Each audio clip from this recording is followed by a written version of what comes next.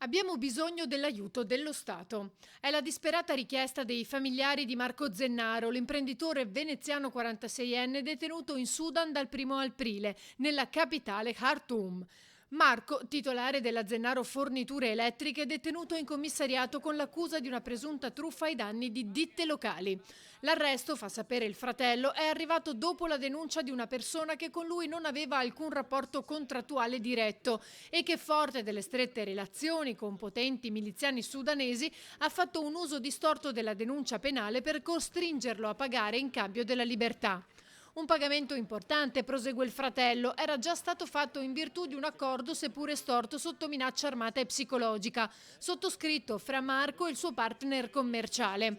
Poi però il 46enne è stato sequestrato in aeroporto mentre era diretto verso casa, dopo una telefonata del generale Emeti che l'ha fatto portare in commissariato. I familiari riferiscono che da oltre 50 giorni Marco è detenuto in condizioni disumane, in uno stanzone con altre 30 persone e un solo bagno. Dorme per terra a 46 gradi e non ha diritto di visita né all'aria, costantemente vessato anche psicologicamente.